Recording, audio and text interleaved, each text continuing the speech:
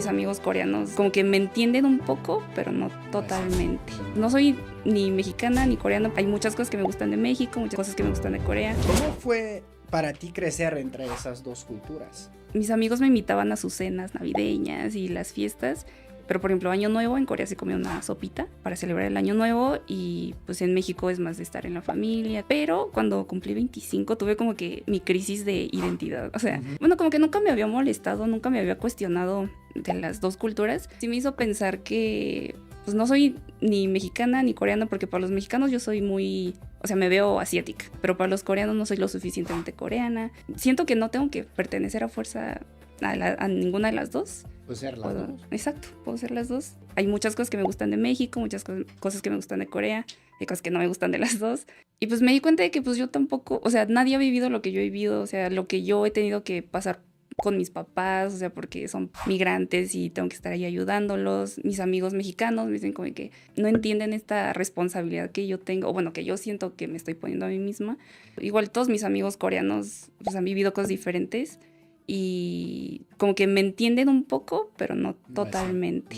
Cuando fui a Corea también fui a un congreso de medicina, de dermatología, medicina estética, y ahí fue cuando dije, o sea, en Corea tienen todo, o sea, bueno, también creo que muchos videos en TikTok pues salen que en Corea tienen toda la tecnología, todas las máquinas. Creo que en México sí es, bueno, sí está esa tecnología, pero no es la misma. Y también, pues estuve en Seúl, pero también estuve en Pueblito, en donde nací. Y Seúl, o sea, pues las pantallas en todos lados, como que es mucha comunidad, no sé cómo decirlo. Pues había gente ahí en la calle leyendo libros, sintiéndose cómodos, o sea, sin miedo a que les roben algo. Música en todos lados, todo bonito. O sea, como que fusionaron la tecnología con lo tradicional. Y pues eso se me hizo muy bonito. Y digo, aquí en México también, pueblitos mágicos, muy bonito. Y no quiero que cambie eso porque así está bien.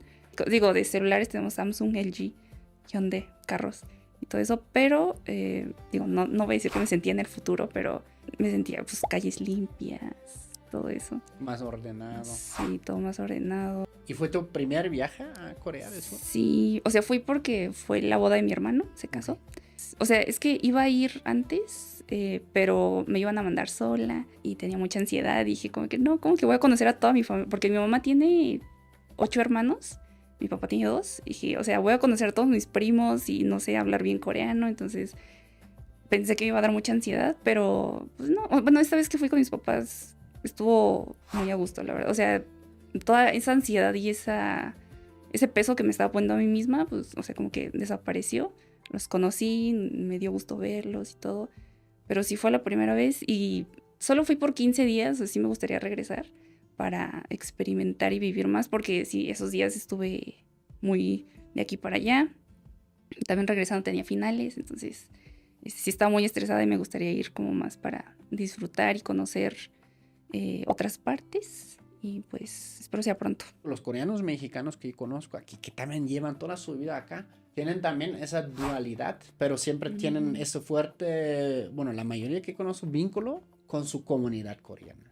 Yo en la iglesia, pues yo iba desde chiquita, o sea, desde que llegué a México, creo que la comunidad coreana que conozco pues ha sido por la iglesia, pero pues no tuve muy buenas experiencias, o sea, me hacían bullying, me rechazaban, o sea, sí, me trataban muy mal.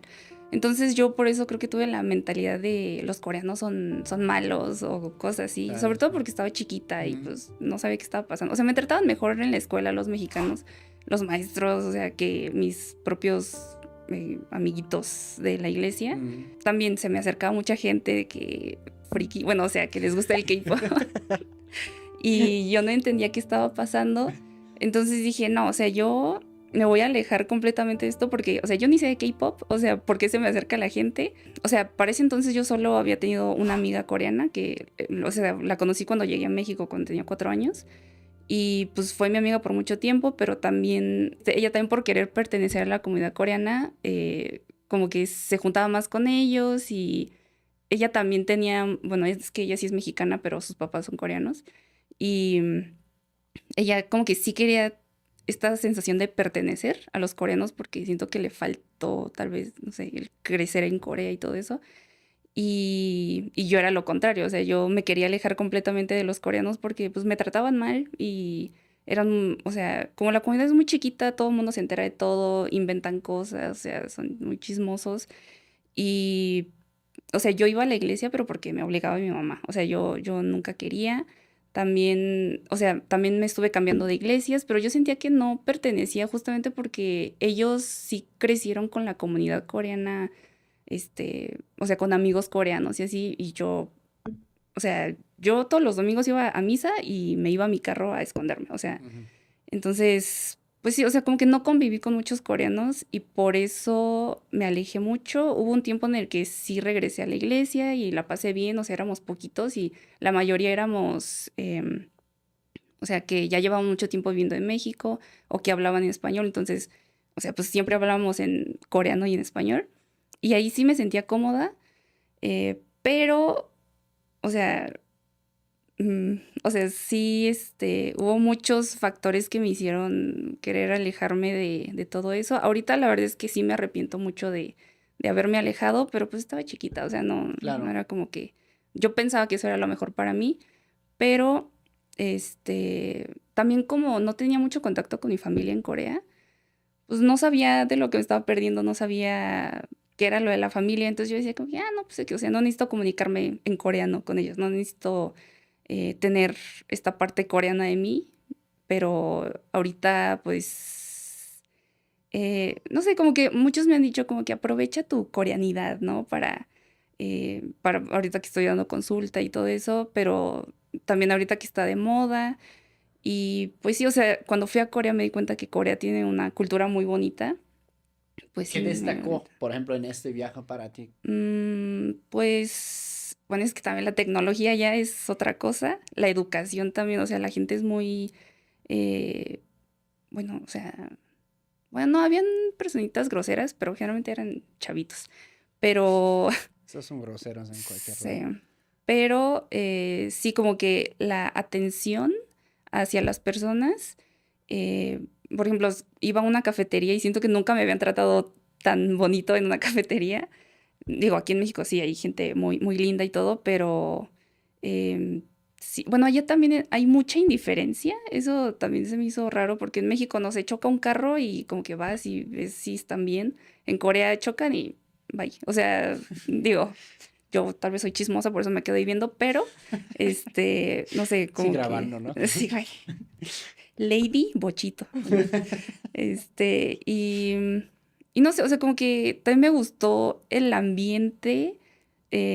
Algunas personas sí me cayeron bien, o sea, la mayoría sí, pero no sé, siento que es un país muy bonito para vivir. O sea, yo la verdad no viviría ahí por tanto tiempo, pero siento que también en cuanto, digo, yo no sé de gobierno tampoco, de política, pero la atención a la salud también creo que está muy bien allá.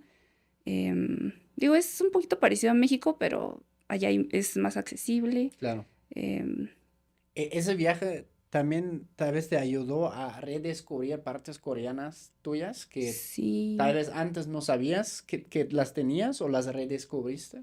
pues es que, o sea, como que fui a Corea y yo pensé que me iba a sentir muy ajena a Corea, pero no, o sea, tal vez el idioma no se me daba tan bien, pero me di cuenta que gracias a mis papás y por la forma en la que me criaron y cómo crecí, sí tengo varios, no sé si, valores coreanos. Y, por ejemplo, el ser fría, el ser seria. Algunos de mis gustos no sabía que estaban tan basados como que en Corea. em, pero sí, o sea, yo también con mi familia pensé que tal vez no iba a tener no sé, la educación, por ejemplo, cuando están poniéndole los platos y todo eso, pues no sé, como que a veces en México es que las mujeres están poniendo cosas así, pero en Corea mis papás de chiquitos me enseñaron a que yo tengo que ayudar a poner los platos, a servir el arroz y todo eso. Y pues no sé, bueno, en México sí, en algunas casas, pero en casas de mis amigos como que no había visto mucho eso de que no, tú nada más espérate ahí y ahorita te servimos la comida. Y pues sí, como muchas, ¿cómo se dice? Mm,